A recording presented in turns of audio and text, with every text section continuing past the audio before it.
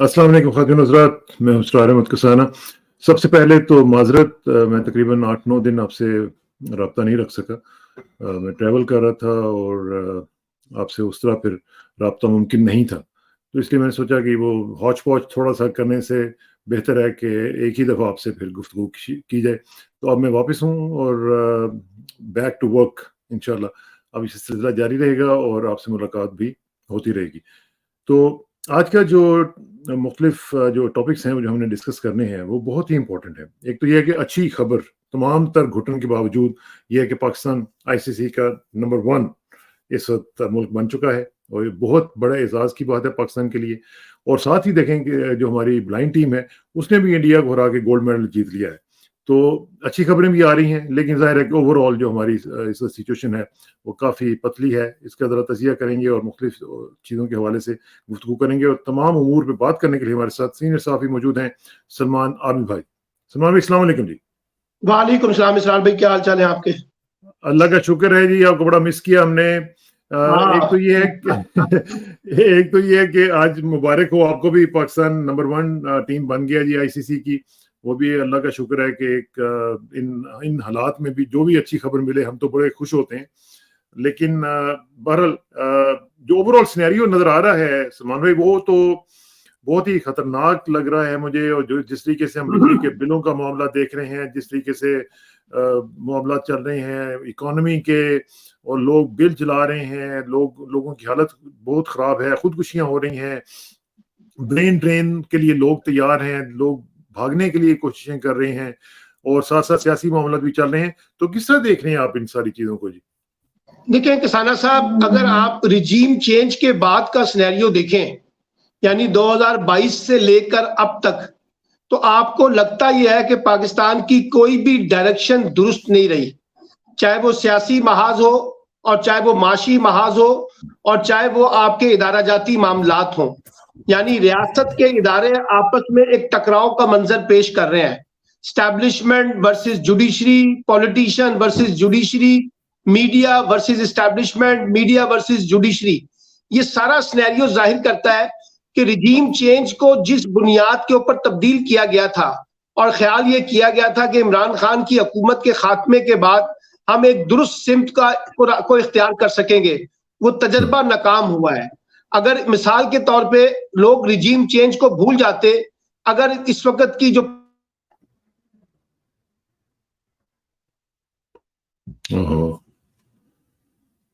Line बड़ी important बात है वो ये है कि शहबाज शरीफ साहब जो साबिक वजीर आजम है, अगरचे वो इस बात का बहुत क्रेडिट लेते हैं कि हमने मुल्क को डिफॉल्ट होने से बचा लिया है, लेकिन वो इस बात का क्रेडिट लेने के लिए तैयार नहीं है कि उन्होंने मुल्क में बसने वाले लोगों को डिफॉल्ट कर दिया है। और इतने बुरे तरीके से डिफॉल्ट किया है कि लोग अब बगैर किसी क़यादत का इंतजार किए बगैर, बगैर सियासी जमातों की कॉल के बगैर इस वक्त वो सरापा एहतजाज है। और जिस तरीके से बिजली की कीमतों में इजाफा हो रहा है तसलसल के साथ, और जिस तरीके से मईशत का मामला आपके हाथ से बाहर निकलता जा रहा है, डॉलर आपके हाथ से बाहर निकलता जा रहा है, पेट्रोल डीजल की कीमतें आपके हाथ से बाहर निकलती जा रही हैं, उसने पाकिस्तान के सफेद पोश और गैर, जिसे कहते हैं सबसे निचले दरमियाना तबका, निचला तबका, और खास तौर पे जो तनख्वाहदार मुलाजिम है, उसको सबसे ज्यादा नुकसान पहुंचाया है। क्योंकि ये जो आमदनी और अखराजात में अदम तवाजन है, इसने पूरे माशरे को हिलाकर रख दिया है। अब आप देखिए कि इस वक्त मसला ये है कि एक तरफ हम ये कह रहे हैं कि माईशत की सूरत हाल बहुत बुरी है, और उसको निकलने का जो रास्ता हम इख्तियार कर रहे हैं, वो रास्ता ये है कि सियासी महाजराई का खात्मा नहीं करना, बल्कि सियासी पोलराइजेशन को बढ़ाना है। अब आप देखिए कि इलेक्शन के बारे में एक इबाम पाया जाता है कि इलेक्शन होंगे भी या नहीं होंगे। अब पीपल्स पार्टी सीना तान कर आ गई सामने और ये कह रही है कि जनाब इलेक्शन 90 दिन के अंदर होने चाहिए। सवाल ये है कि इसी पीपल्स पार्टी ने पीडीएम के साथ मिलकर, हाँ मैंने कहा इसी पीडीएम ने के साथ मिलकर उन्होंने सहूलतकारी की, मुश्तरका मुफादात काउंसिल में ये सारा मामला रखा और इलेक्शन को मौखर करवाया। अब पब्लिक सेंटीमेंट को लेने के लिए, डेमोक्रेटिक सेंटीमेंट बिल्ड करने के लिए जी हम इलेक्शन 90 दिन के अंदर चाहते हैं। अच्छा, मैं आपको बड़ी दिलचस्प बात बताऊं कि पीपल्स पार्टी ये क्यों कर रही है। पीपल्स पार्टी इसलिए कर रही है कि इनका ख्याल था कि जो सिंध में निगरान हुकूमत आई है, वो जरदारी के इशारों पर काम करेगी। वहां जो पीपल्स पार्टी ने जितने सेक्रेटरी लगाए थे ना जी, उन सबको तब्दील कर दिया गया है और बहुत से जो वफाकी और सूबाई वुज़रा हैं सिंध के, उनको बाहर जाने से भी रोक दिया गया है और उनकी इंक्वायरियां खोल दी गई हैं। और कहा जा रहा है कि जिस तरह से जरदारी साहब का ख्याल था कि एक निगरान सेटअप आएगा जिसकी कमांड उनके हाथ में होगी, ऐसा नहीं हुआ।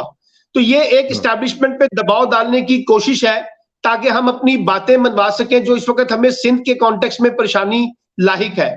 एक उसके पीछे बैकग्राउंड ये भी है और दूसरी बैकग्राउंड ये भी है कि हम ज्यादा बेहतर स्पेस हासिल कर सकें इस्टेब्लिशमेंट के साथ डील करके, और ये ना हो कि सारे मामले में नवाज शरीफ साहब या पीएमएलएन को ज्यादा हिस्सा ले जाए।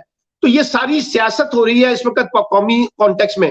अब आप देखिए ना, इलेक्शन कमीशन का अपना रवैया, पीपल्स पार्टी के सुने कुछ लोगों को कुछ मेरा ख्याल है कि कुछ गिरफ्तारियों के भी चांसेस हैं उनके। जी, कुछ लोगों को न सिर्फ गिरफ्तारियों के चांसेस है बल्कि कुछ लोगों को कराची एयरपोर्ट से बाहर जाते हुए रोका भी गया है और उनको बाहर जाने नहीं दिया गया। तो ये सारी सूरत हाल जाहिर करती है कि जो आपको चीजें स्क्रीन पे नजर आ रही हैं, उसके पर्दा स्क्रीन के पीछे भी एक खेल खेला जा रहा है और उसकी वजह से बड़ी परेशानी है। मसलन आप देखिए, शहबाज शरीफ साहब भी बाहर जाके बैठ गए हैं, हमजा शहबाज भी चले गए हैं, नवाज शरीफ पहले से मौजूद है, मरियम भी जाना चाहती हैं। तो मसला ये है कि ये जो इस वक्त सिनेरियो बन रहा है, अनफॉर्चुनेटली ये सियासी जमातों के बहुत ज्यादा हक में नहीं है। और मुझे कल एक बहुत बड़े मुस्लिम लीगी रहनुमा ने कहा कि ये हाथ हो गया हमारे साथ भी और पीपल्स पार्टी के साथ भी। अच्छा, फिर पीपल्स पार्टी और नून लीग में भी डिस्टेंस आ रहा है, यानी पीपल्स पार्टी ने इल्जाम लगाया कि ये मशरूत था कि इलेक्शन 90 दिन के अंदर होंगे जब हम सीसीआई की मीटिंग में बैठे हुए थे। अब उसकी तरदीद कर दी हसन इकबाल साहब ने। तो मेरा मतलब है, ना आपसे सियासत संभल रही है, ना आपसे मईशत संभल रही है। फिर आप इदारों के हवाले से देखें कि जो सुप्रीम कोर्ट में नजर आ रहा है और जो हाई कोर्टों में नजर आ रहा है। अब एक केस था इमरान खान की जमानत का या उनकी सजा की मौतूली का। अमूमी तौर पे कहा जाता है ये पहली और दूसरी पेशी के अंदर सारा मसला हल हो जाता है, लेकिन जानबूझ के डिलेइंग टैक्टिक्स इख्तियार की जा रही है ताकि इमरान खान को पर अजियत दी जाए, उनको दबाव में लाया जाए और जजेस जो हैं वो एक और तरीके से काम कर रहे हैं। इसी तरीके से सुप्रीम कोर्ट में और इस्लामाबाद हाई कोर्ट में आपको जो है एक प्रॉब्लम नजर आता है, जिसकी वजह से ये सारा मामला जो है अलग ऐसा रहा है जैसे हम किसी गुंजल में फंसते जा रहे हैं। इसीलिए आप ये अच्छा, एक और बड़ी दिलचस्प डेवलपमेंट हुई है, वो जो ब्रिक्स के ममालिक हैं उसमें 4 ममालिक जो बड़े हैं उन्होंने 6 नए मुल्कों को दावत दी है। उसमें ईरान भी है, उसमें अपना एथोपिया भी है, अर्जेंटीना भी है, यूएई भी है, सऊदी अरब भी है, लेकिन उसमें आपको कहीं पाकिस्तान नजर नहीं आ रहा, या पाकिस्तान को दावत नहीं दी गई, या पाकिस्तान ने कोई इनिशिएटिव नहीं लिया। यानी ये सवालात तो लोग उठा रहे हैं ना कि आपकी खारजा पॉलिसी, आपकी इलाकाई पॉलिसी, आपकी सियासी पॉलिसी, आपकी बाकी पॉलिसी में कहाँ है वो विजडम और सस्टेनेबिलिटी जिसकी बेसिस पे हम आगे बढ़ सकते हैं। सही बात। और ये बिल्कुल आपने सही कहा है कि पाकिस्तान की जो इस वक्त हालत है, किसी भी लेवल पे पाकिस्तान जो है वो मैटर नहीं कर रहा। उसकी वजह एक तो ये है कि हमारा जो सियासी बदइंसामी हो रही है उसकी वजह से, और दूसरा मुआशी लिहाज से भी हम लोग बहुत पीछे चले गए। अच्छा, मईशत की जब बात हो रही है तो सलमान भाई, आप तो जाहिर है, मैं तो बाहर हूँ, मुझे तो उस कदर उस शिद्दत का नहीं अंदाजा, लेकिन जो लोग ये जिस तरह हमने बिजली के बिलों को फाड़ते हुए देखा है, जलाते हुए देखा है, क्या ये आप समझते हैं कि अब हम एज ए मुआशरा हम सिविल नाफरमानी की तरफ बढ़ रहे हैं? क्या इस तरफ भी जा सकता है मुआशरा? देखिए, जाएगा अगर आपने मामलात को कंट्रोल ना किया। क्योंकि देखिए ना, मैं बहुत से जाती तौर पे लोगों को जानता हूं जिन्होंने अपनी मोटरसाइकिलें बेच के बिजली के बिल जमा कराए हैं और जिन्होंने अपने बच्चों को तालीमी इदारों से उठा लिया है, और खास तौर पे लोगों से कर्जे ले लेके जो है वो बिजली के बिल, गैस के बिल जमा करवाए जा रहे हैं। मसला ये है कि जैसे मैंने कहा कि आपकी आमदनी और अखराजात में जो अदम तवाजन हुआ है उसकी कोई रिफ्लेक्शन तो आएगी ना। अब आप ये देखिए ना कि 11 किस्म के टैक्सेस हैं जो बिजली के बिलों के अंदर शामिल किए गए हैं। अच्छा, फिर उसके बाद आप देखिए कि बदमाशी ये है कि जो पाकिस्तान के मरात याफ्ता तबका है उनको तो आप बहुत ज्यादा रियायतें दे रहे हैं बिजली के बिलों के अंदर, उनके यूनिट्स माफ हो रहे हैं, उसमें जजेस भी हैं, उसमें ब्यूरोक्रेट भी हैं, उसमें जर्नैल भी हैं, उसमें और ताकतवर लोग भी हैं। फिर बिजली चोरी भी होती है, फिर उसके बाद उसमें अकरबा परवरी भी है, उसमें करप्शन भी है, बदनवानी भी है। अच्छा, फिर सिंध के अंदरून सिंध से, केपीके से और बलूचिस्तान के बाद इलाकों से तो बिजली के बिल भी वो अदा नहीं करते। सारा बोझ जो है वो पंजाब के ऊपर जाके पड़ता है। तो ये सारा जो गवर्नेंस का इशू है बिजली के कॉन्टेक्स्ट में, इसका बुरहान शुरू हुआ 1994 से, जब आप आईपीपीस के अंदर गए। अच्छा, वो बेनजीर भुट्टो का दौर था। अभी भी अगर आपने मामलात को दुरुस्त करना है तो मेरी तजवीज ये है कि आपको 1994 से एक जुडिशियल कमीशन बनना चाहिए इसके ऊपर, और देखा जाए कि कौन कौन सी हुकूमतों ने किस किस्म के माहिदे किए, किस तरह के उसके अंदर कमीशनें खाई, और किस तरीके से उसके अंदर जो लूटमार हुई है उसका जिम्मेदार कौन है। अगर आप ये नहीं करेंगे तो इसका मतलब है आप मामलात को दुरुस्त तो नहीं कर रहे, आप तो मामलात को खराब कर रहे हैं। अभी आप देखिए ना, ये अभी जुलाई के बिल आए थे, अब जो अगस्त के बिल आएंगे अगले हफ्ते, उसके अंदर मजीद बिजली महंगी हुई है और मजीद लोगों पे बोझ गिराया जाएगा।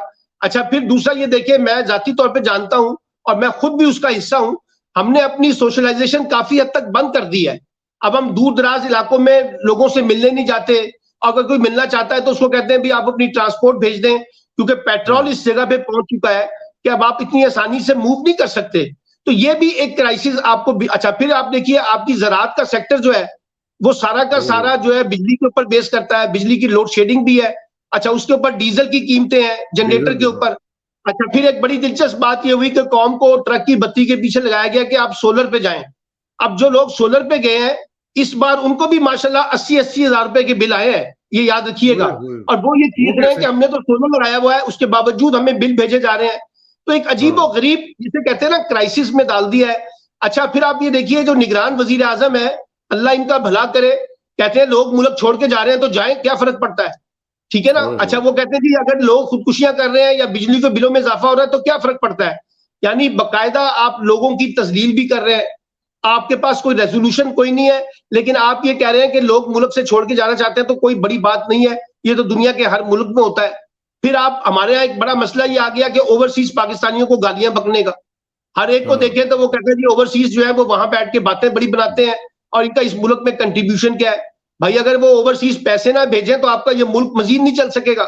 तो मेरा मतलब है कि एक ईरानी सी कैफियत है। अच्छा, फिर ये देखिए, हमने सोचा कि एस्टैब्लिशमेंट आएगी, एस्टैब्लिशमेंट के ऊपर सारे मामलात उनके कंट्रोल में है, उसमें उन्होंने इकोनॉमी की जिम्मेदारी भी ले ली, उन्होंने जनाब ज़राअत की भी जिम्मेदारी ले ली, लेकिन रेजोल्यूशन क्या है? रेजोल्यूशन तो कोई नहीं है। अच्छा, अब इस वक्त क्राइसिस क्या है? आप इलेक्शन कराना भी चाहते हैं, आप इलेक्शन नहीं भी कराना चाहते, लेकिन इलेक्शन कराने से पहले एक सियासी जमात का बंदोबस्त भी करना है, इमरान खान के मामला भी आपने सेटल करना है। उस मामले में जब नताइज आपके हक में मिलेंगे तो आप इलेक्शन करवा लेंगे। कोई सेटलमेंट होती है नहीं होती है, ये सब आने वाली बातें हैं। अभी ये जो अमेरिकन सफीर मिले हैं चीफ इलेक्शन कमिश्नर से और वजीर आजम से, कहा जा रहा है कि उसके बाद एक प्रेशर बिल्ड हो गया कि जी इलेक्शन 90 डेज के अंदर आपको कराने पड़ेंगे, IMF के साथ एक मामला आपका आगे चलेगा। इसीलिए अब जमात इस्लामी भी आ गई 90 डेज में इलेक्शन करवा दें, फिर पीपल्स पार्टी भी सामने आ गई 90 डेज में इलेक्शन करवा दें, बाकी जमातें भी बात कर रही हैं। तो एक प्रेशर तो बिल्ड हो रहा है, लेकिन सवाल यह कि इलेक्शन किस तरह का इलेक्शन होगा?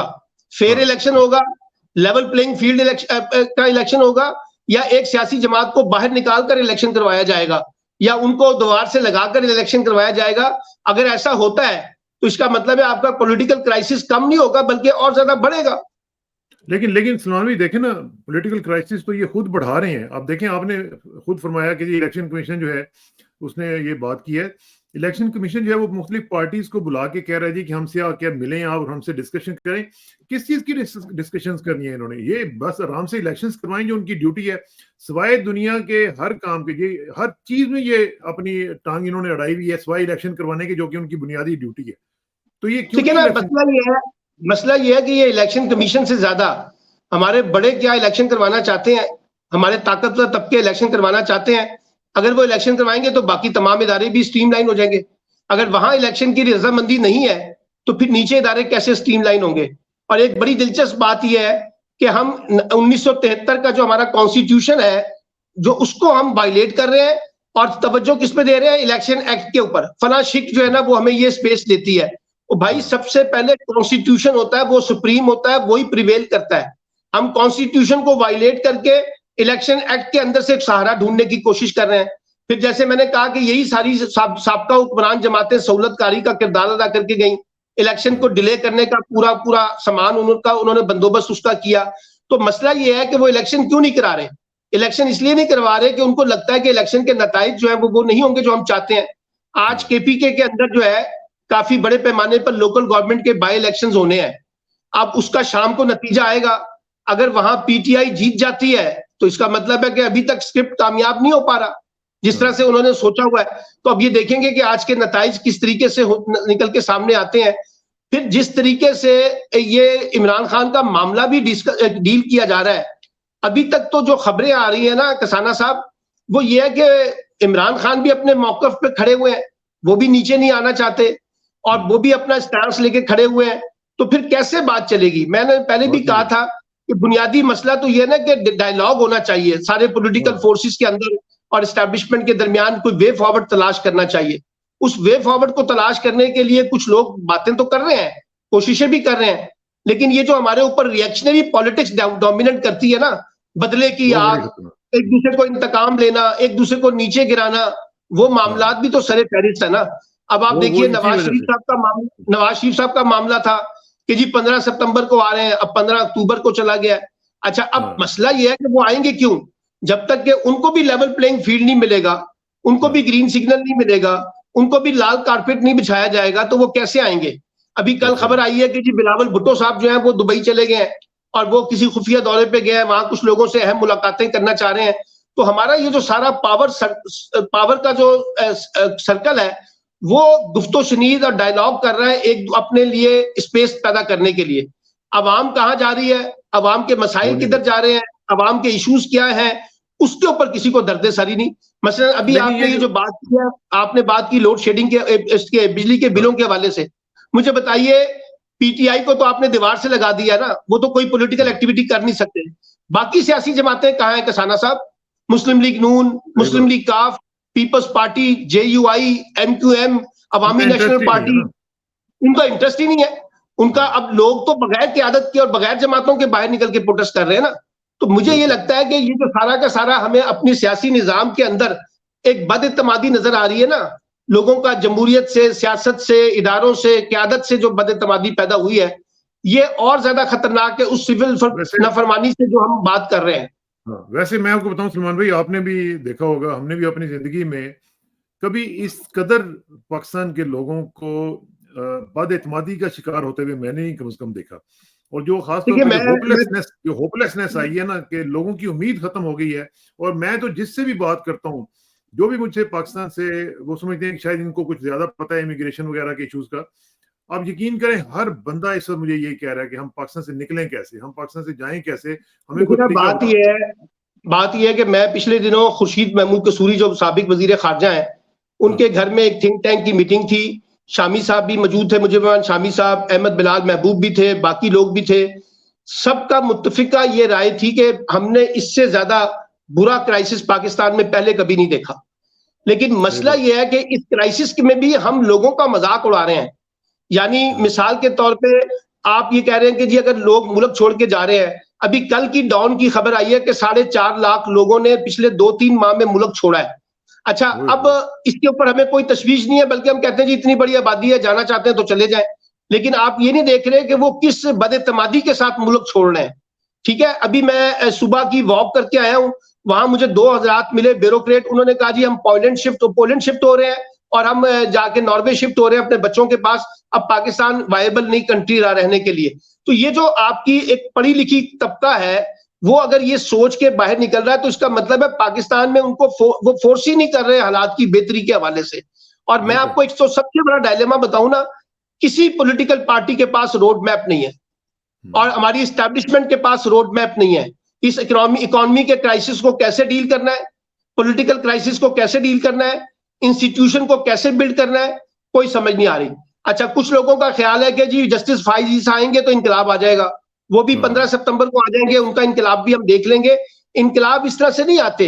अगर आपने रूल ऑफ लॉ को और कॉन्स्टिट्यूशन को बुनियाद नहीं बनाना, डेमोक्रेटिक वैल्यूज को बुनियाद नहीं बनाना, लोगों के बुनियादी हकूक को तहफ्फुज नहीं देना, तो फिर आप जितने मर्जी इनकलाब ले आए, उन इनकलाब की क्या अहमियत है, मुझे आप बताइए ना जी। तो ये जो इस वक्त सोसाइटी के अंदर इस वक्त बहुत ज्यादा डीपली फ्रस्ट्रेशन पैदा हुई है, अनसर्टेनिटी पैदा हो रही है, वो ज्यादा सवाल आता है। फिर उसके बाद जो सबसे खतरनाक काम है, इस्टेब्लिशमेंट पे बहुत ज्यादा तनकीद हो रही है। अभी आप ये देखिए ना, बटग्राम वाले वाकये के ऊपर किस तरह से सोशल मीडिया पे तनकीद हुई है बहुत अच्छा, ज्यादा। पंजाब जो है, जो अमूमी तौर पे एस्टैब्लिशमेंट का एक मरकज समझा जाता था, जहां उसकी रिस्पेक्ट ज्यादा थी, अब पंजाब में भी हमें वो क्रिटिसिज्म सुनने को मिल रहा है बहुत सारा सीरियस किस्म का। बहुत ज्यादा सही पाकिस्तान बात। की जो यूथ है उसके अंदर एक रिएक्शनरी अप्रोच पाई जाती है, और अभी भी लगता है ऐसे है जैसे हम कोई मुकाबला करना चाह रहे हैं। मैं एक बात बताऊं, 18 साल से लेके 35 साल तक के 5.5 करोड़ वोटर हैं पाकिस्तान में, और इन 5.5 करोड़ वोटर्स में से ज्यादातर लोग इस वक्त रिएक्शनरी हुए हैं। उनके अंदर Reactionary। गुस्सा है, अनसर्टेनिटी है, लाताल्लुकी है, उनको लगता है कि हमारा मुस्तकबिल महफूज नहीं है, तो वो किसी ना किसी तरीके से तो इजहार करेंगे ना।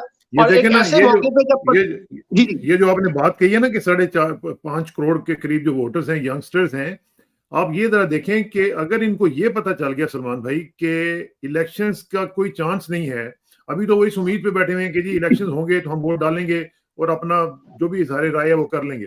लेकिन अगर ये इलेक्शंस की उम्मीद भी इन्होंने छीन ली, तो फिर वो जो 5 करोड़ वोटर है ना, वो फिर खुदा ना खास्ता वो बहुत इसमें बुरे हालत में किसाना चले जाए। साहब, इसमें ज्यादा खतरनाक बात यह है कि एक अमूमी परसेप्शन यह है कि पाकिस्तान में जो कुछ हो रहा है उसके पीछे एस्टैब्लिशमेंट है। हाँ, हाँ, ठीक है ना जी। अच्छा, जब ये परसेप्शन बिल्ड हो रहा है तो उसका मलबा भी तो एस्टैब्लिशमेंट के ऊपर गिर रहा है ना। बिल्कुल। एस्टैब्लिशमेंट को ये बात सोचनी चाहिए, रियलाइजेशन करनी चाहिए, जो ये पब्लिक में और एस्टैब्लिशमेंट के दरमियान गैप बढ़ रहा है उसका नतीजा क्या निकलेगा। और देखिए ना, आपने फॉर्मल मीडिया पे तो कई तरह की पाबंदियां लगा दी हैं, अब हाँ, सोशल मीडिया पे तो वो पाबंदियां नहीं है ना। लोग उसका इजहार किसी ना किसी शक्ल में पाकिस्तान से और कर पाकिस्तान से लेते हैं। बाहर बैठ के कर रहे हैं, तो लोग सवालात तो उठा रहे हैं ना, आपकी गवर्नेंस के बारे में, आपकी फाइनेंशियल कैपेसिटीज के बारे में, आपके स्टेट क्राफ्ट के बारे में।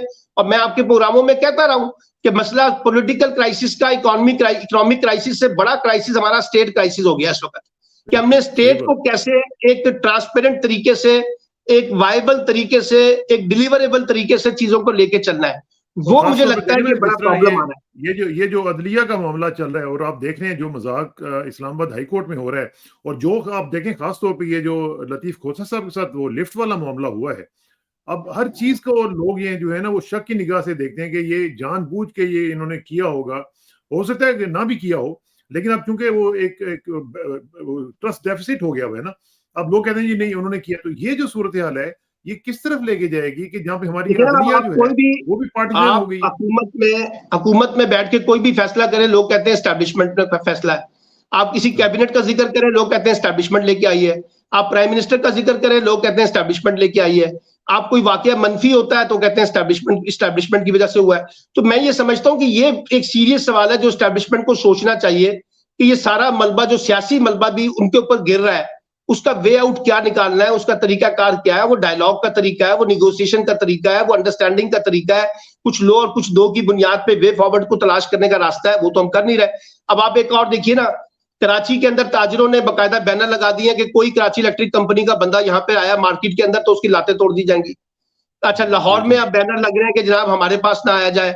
मसाजिद से ऐलान हो रहे हैं कि लोग जो है वो मुश्तरका तौर पे फैसला किया गया कि बिल ना जमा कराएं।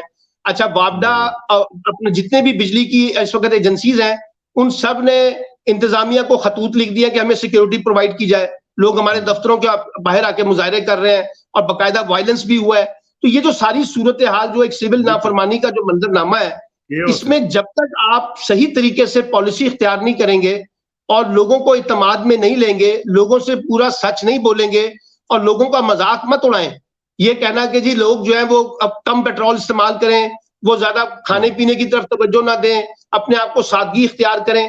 भाई, सादगी इख्तियार करनी है तो हुक्मरान तबका भी तो सादगी के इख्तियार करे करे ना, ना। तो सबसे पहले तो खुद आपका करे ना। स्टेट क्राफ्ट जो है वो भी तो सादगी इख्तियार करे ना। जितने बड़े बड़े, अब देखिए ना, इस वक्त बिजली के बारे में जितनी मराद इस वक्त ताकतवर तबकात को हासिल है और जितने उनके यूनिट माफ है, आप अंदाजा लगाएंगे बेशुमार लोगों को 700-700 रुपए का बिल आया जी, जो इन इदारों के साथ मुंसलिक है, उनको सारे यूनिट माफ कर दिए आपने, और उसकी पैसे भी आप हमसे पे वसूल कर रहे हैं। और ये जितने टैक्स है, बास टैक्सेस के बारे में तो लोग सर पकड़ के बैठ गए, ये टैक्स है क्या? ये किस किस्म की बदमाशी हो रही है एक कि आप टैक्स का जबरी नाम है बुनियादों फर्दर पे लोगों से टैक्स। टैक्स वसूल कर रहे हैं। हाँ, एक टैक्स का नाम है फर्दर टैक्स। अब मुझे नहीं पता कि फर्दर टैक्स क्या होता है, ये ऐसे इन्होंने मतलब मजाक है। जी जी अच्छा, एक एक चीज मुझे बताएं आखिर में सलमान भाई कि ये जो आप सूरत आप देख रहे हैं, और इसमें खास तौर पे देखिए ना, एक तरफ आप ये पूरा सिनेरियो दिखा रहे हैं हमें कि जी ये बेड़ा गर्क हो चुका है इकोनॉमी का, लोगों की हालत ये है, और दूसरी तरफ हम देख रहे हैं कि इमरान खान की जो विच हंटिंग है और उसकी पार्टी की विच हंटिंग है वो रुकने का नाम नहीं ले रही। अभी वो साइफर के मामले में भी उसको शामिल कर लिया है, फिर उसके ऊपर मजीद किस्म के केसेस जो हैं वो डाले जा रहे हैं, गिरफ्तारियां डाली जाएंगी। मतलब इससे क्या हासिल क्या होगा सिवाय इसके कि मजीद हालात खराब होंगे, और जब हालात खराब होंगे तो जिस तरह आपने अभी खुद फरमाया कि एस्टेब्लिशमेंट के ऊपर पहले भी लोग उंगलियां उठा रहे हैं तो मजीद उठाई जाएंगी। देखिए ना, अब ये मौका है कसाना साहब, जो काम आपने भट्टो साहब के साथ किया, जो काम आपने बेनजीर भट्टो के साथ किया, जो काम आपने नवाज शरीफ साहब के साथ करने की कोशिश की है, वही काम अगर आपने इमरान खान के साथ भी करना है तो ना माजी में इसका कोई नतीजा निकला है, ना आज निकलेगा, बल्कि मुस्तकबिल के लिए आप और ज्यादा प्रॉब्लम क्रिएट कर रहे हैं। और जो फर्क है उन लोगों के मुकाबले में और इमरान खान के मुकाबले में, जैसे मैंने कहा कि 5.5 करोड़ यूथ जो है उसकी मेजोरिटी इमरान खान के साथ है, नजर आती है। और हमें ये लग रहा है कि इमरान खान का वोट बैंक जो है वो इंटैक्ट है, कायम है, उसकी पार्टी के बेशतर लोग उनके साथ खड़े हुए हैं, लोग इस वक्त भी मुश्किलात बर्दाश्त कर रहे हैं। तो मेरा ख्याल है कि ये जो इस वक्त पाकिस्तान के अंदर, चाहे वो हुकूमत है, चाहे वो अपोजिशन है, चाहे वो एस्टैब्लिशमेंट है, चाहे वो जुडिशरी है, ये जो हमारे अंदर एक इंतकाम का जज्बा पैदा हो गया ना, कि हमने एक दूसरे को नीचे दिखाना है, नीचे गिराना है, इनको खत्म करना है। वो जो राना सनाउल्लाह का जुमला था ना कि जायज और नाजायज हमें इमरान खान का खात्मा करना है, ये मैं समझता हूं कि ज्यादा डेंजरस पहलू है। देखिए, मैं आपको एक बात बताऊं जो बहुत इंपॉर्टेंट है, जो समझने वाली है। इमरान खान एक फर्द है, इंस्टीट्यूशन जो है वो हमेशा से बालादस्त रहते हैं। इंस्टीट्यूशन ने ताहयात जब तक कि क़यामत नहीं आ जाएगी ये इदारे कायम करेंगे। तो ये ना हो कि किसी फर्द की लड़ाई में आप इतने आगे चले जाएं कि इदारे जो है वो पीछे रह जाएं, और इदारे जो है वो अपनी शफाफियत, अपनी ट्रांसपेरेंसी जो है वो, या अपनी अहमियत जो है वो खो दें। इसलिए ये जो मैं इस वक्त मंजरनामा देख रहा हूं ना, मुझे लगता है कि इस वक्त ओनली वे आउट वो सिर्फ और सिर्फ डायलॉग है तमाम स्टेक होल्डर के दरमियान, और वो 4-5 बुनियादों पर आपको डायलॉग करना पड़ेगा। पहले नंबर पे आपको एक इलेक्शन के ऊपर इत्तफाक राय करके लेवल प्लेइंग फील्ड के ऊपर आना होगा, और जो अवाम जिसको वोट देना चाहती है ना जी, उसको वोट देने दें, सियासी इंजीनियरिंग का खेल बंद कर दें। दूसरा, आप इंडिया की तरह ये तय कर लें कि जी मईशत के ऊपर सियासत नहीं होगी, कोई भी हुकूमत आए, कोई भी हुकूमत जाए, लेकिन मईशत के ऊपर हमने कोई कंप्रोमाइज नहीं करना। तीसरा, आपको गवर्नेंस के ऊपर अपने मामलात को दुरुस्त करना होगा, और गवर्नेंस का सारा स्ट्रक्चर जो है वो रिविजिट करने के लिए इत्तफाक राय पैदा करना पड़ेगा। ये जो हैवी किस्म के, भारी किस्म के हमने स्ट्रक्चर बना दिए हैं गवर्नेंस के, ये वायबल नहीं है। और चौथा हमारा मसला है सिक्योरिटी का। जब तक हम सिक्योरिटी के मामलात को इंश्योर नहीं करेंगे, अपने मामलात आगे लेके नहीं चलेंगे, इन 4 बातों पे इत्तफाक करके ये तय कर लें कि हमने कॉन्स्टिट्यूशन को सुप्रीम समझकर आगे बढ़ना है, डेमोक्रेटिक वैल्यूज को समझकर आगे बढ़ना है, और इस वक्त छोड़ें किससे क्या गलती हुई है, मैं किसी बहस में नहीं जाना चाहता। इस बहस में अगर हम पड़ गए ना तो फिर एक नया पंडोरा खुल जाएगा। अब आप माजी से निकलकर जरा वे फॉरवर्ड की तरफ जाएं, मुस्तकबिल की तरफ जाएं, तो कोई ऐसा रास्ता इख्तियार करें जिससे लोगों में एतमाद पैदा हो, लोगों का रियासत पर एतमाद हो, लोगों का हुकूमतों पर एतमाद हो, लोगों का इदारों पर एतमाद हो, लोगों का अपने ऊपर एतमाद हो। सबसे बड़ी बात तो ये है। और जब ये एतमाद की फिजा होगी तो उसमें से फिर इस्लाहात भी हो जाएंगी, उसमें से चीजें भी ठीक हो जाएंगी। और ये भी मैं आपको बताऊं, आपको जितना मर्जी पैसा आ जाए, अगर कसाना साहब आप एग्रेसिव किस्म की रिफॉर्म्स नहीं करेंगे अपने पुलिस सिस्टम में, अपने एफपीआर के सिस्टम में, अपनी इकोनॉमी में, अपनी पॉलिटिक्स में और अपनी ब्यूरोक्रेसी के अंदर, ये सारी बातें बेमानी है। जितनी मर्जी आप जज्बातियत के ऊपर गुफ्तगू करें, बड़े बड़े नारे लगाएं, बड़ी बड़ी कमेटियां बना दें, बड़े बड़े कमीशन बना दें, भाई जो असल काम करने के हैं वो तो करें। देखिए ना, आईएमएफ का क्या प्रेशर है। आईएमएफ ये कहता है कि आप एग्रेसिव किस्म की रिफॉर्म्स करें। हम रिफॉर्म्स नहीं करना चाहते, और जिन लोगों को अकाउंटेबल करना है उनको अकाउंटेबल नहीं करना चाहते, आम आदमी पे ज्यादा से ज्यादा टैक्सेस लगाना चाहते हैं। तो मुझे लगता है कि ये वाइबिलिटी नहीं है, और अब हमें किसी किस्म के एक्सपेरिमेंट, तजर्बे करने की बजाय, एडवेंचर्स करने की बजाय, मुहिम जोइयां करने की बजाय और अपना गुस्सा निकालने की बजाय जरा सर झुकाएं, और सर झुकाकर सब अपने अपने 2-2 स्टेप पीछे की तरफ जाएं, और जाके ये देखें कि हमने अगर आगे बढ़ना है तो हमें इन तलखियों से बाहर निकलना होगा।